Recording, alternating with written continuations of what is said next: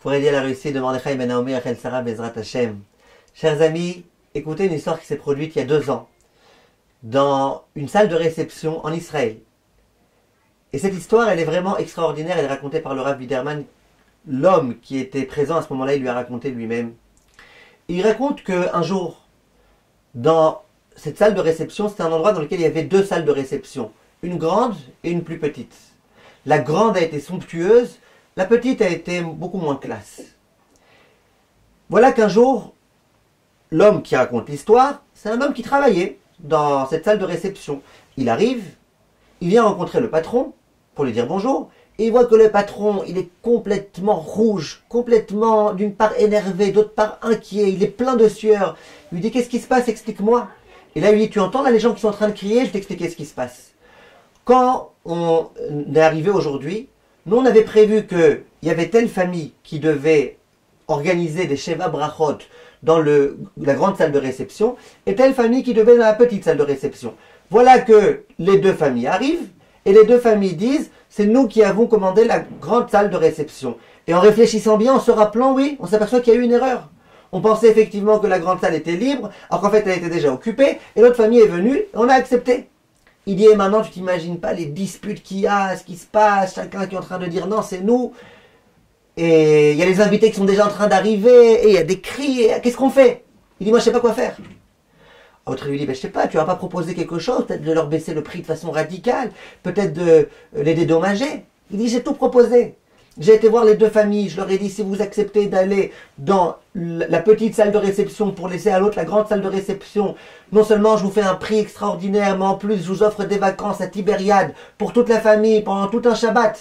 Mais ils veulent rien entendre. Eux, ils veulent la grande salle, parce que c'est la grande salle de réception, parce qu'elle est somptueuse, parce qu'ils ont des invités de marque, et donc c'est ce qu'ils veulent. Aïe, aïe, aïe, aïe, aïe, cet homme-là, il dit: qu'est-ce qu'on fait? Qu'est-ce qu'on fait? Les invités, ils viennent, ça se fait pas. Toute la joie, elle se transforme en insulte, en cri, qu'est-ce qu'on fait? Et le responsable, il dit à cet homme, il lui dit: est-ce que tu peux, toi, s'il te plaît, essayer de faire quelque chose? Peut-être que tu réussiras. Cet homme-là, il dit: bon, je vais essayer. Il s'adresse à la première famille. Il dit: je vous promets, c'est une grande mitzvah, c'est pas grave, ça change quoi? Finalement, ce qui est important, c'est que les Sheva elles se passent bien, dans la bonne humeur. La première famille, elle veut rien entendre. Rien! Rien, de rien, de rien. Il va voir la deuxième famille. Et il leur dit: écoutez, vous savez, regardez, c'est dommage, des disputes. Le Beth Amikdash a été détruit à cause de ça. Là, vous avez une occasion rarissime d'accomplir une mitzvah d'Eoraïta, de chesed, de faire du bien à un juif. Renoncez, renoncez, vous ferez du bien à l'autre. Renoncez, ça vous coûte quoi de renoncer? Renoncez. Et puis vous aurez une mitzvah tellement fabuleuse, tellement grande, ça vous donnera un mérite gigantesque. Alors il dit: oui, mais regarde, le chanteur, il a déjà mis ses instruments, l'orchestre et tout. Il dit: c'est pas grave, c'est pas grave. Il les repliera, il les remettra dans l'autre salle, c'est juste à côté, ça pose pas de problème. Cet homme-là se laisse convaincre. Et il dit: mais ma femme, t'arriveras pas à la convaincre. Ah, ma femme, elle y tiendra jusqu'au bout. Il lui dit: tu me permets que j'aille parler à ta femme? Il dit: avec plaisir. Il va parler à sa femme. Il dit: regardez, c'est une mise tellement importante que vous allez faire. Juste renoncer, éviter la dispute. Et puis vous aurez un mérite tellement grand. J'imagine que dans votre famille, vous avez besoin d'une grande délivrance. Quelque chose comme ça. Vous avez besoin d'un mérite. Là, vous aurez du mérite. La femme a dit: oui, effectivement, mon père, il y a 2 semaines, ils lui ont découvert la grave maladie. Le cancer, une tumeur. Et dans 2-3 jours, on doit commencer la chimiothérapie. Oui, j'ai besoin d'une grande Yeshua, que tout se passe bien. Alors cet homme-là lui dit: oh, vas-y, renonce, tu verras, Hachem il te donnera. Hachem il te donnera plein de délivrances. Hachem il te donnera. Elle dit: d'accord, j'accepte. Les gens, ils sont en train de l'orchestre de replier leurs instruments pour les mettre dans la salle d'à côté.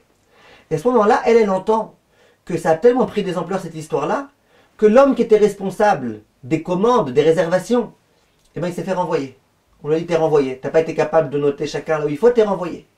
Elle voulait que son acte de chesed soit complet. Elle a été voir le directeur. Elle a dit: moi j'accepte de changer de salle, mais à une condition. Vous le renvoyez pas, cet homme-là. Le monsieur a dit: d'accord, mais c'est-à-dire on le renverra pas.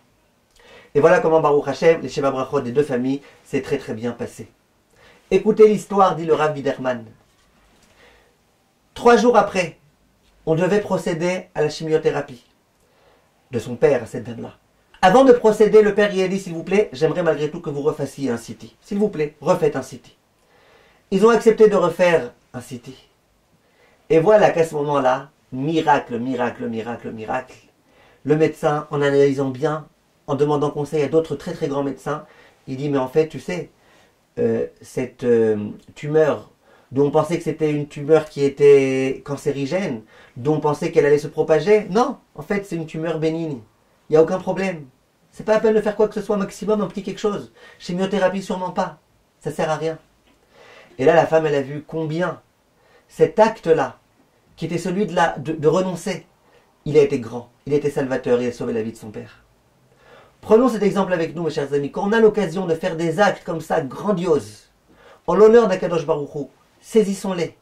Quand on est en plein dans la colère, quand on est en plein dans la passion, qu'on a envie de commettre une avéra très très grave, et qu'on réussit à se retenir, c'est le moment le plus grand, le plus précieux pour prier à Akadosh Baruch Hu et avoir des très très grandes délivrances.